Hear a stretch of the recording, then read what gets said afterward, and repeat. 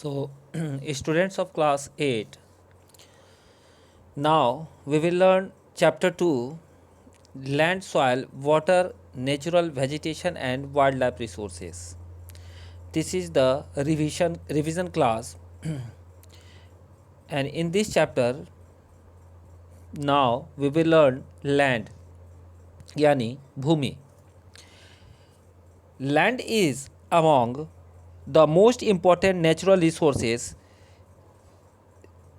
सभी जो है महत्वपूर्ण प्राकृतिक संसाधनों की अगर बात करें तो इन सभी प्राकृतिक संसाधनों में भूमि भी शामिल है. It covers only about 30% of the total area of the earth surface and all parts of this small percentage are not habitable. भूपृष्ठ के कुल क्षेत्रफल का लगभग यह 30% भाग भूमि है और यही नहीं, इस थोड़े से प्रतिशत के भी सभी भाग आवास योग्य नहीं है. Next, land use. Land is used for different purposes such as agriculture, forestry, mining, building houses, roads and setting up of industries. भूमि का उपयोग जो है विभिन्न कार्यों के लिए किया जाता है, जैसे कृषि, वानिकी, खनन, सड़क और उद्योगों की स्थापना. The use of land is determined the physical factors such as topography, soil, climate, minerals and availability of water.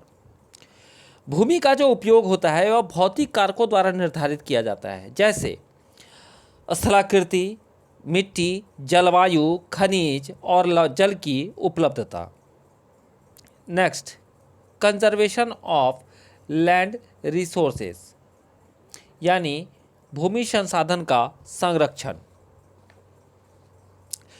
Growing population and their ever-growing demand has led to a large-scale destruction of forest cover and arable land and has created a fear of losing these natural resources.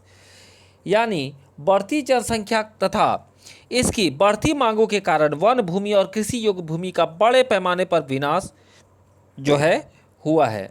इससे जो है इस प्राकृतिक संसाधन के समाप्त होने का डर जो है उत्पन्न हो गया है.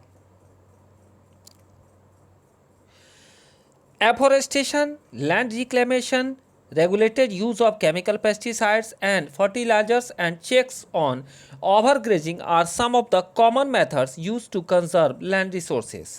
यानी वन रोपण, भूमि उद्धार, रासायनिक कीटनाशकों और उर्वरकों के विनियमित उपयोग तथा अतिचारण पर रोक आदि भूमि संरक्षण के लिए प्रयुक्त कुछ सामान्य तरीके माने जाते हैं. So children, we will learn more about this chapter in next class.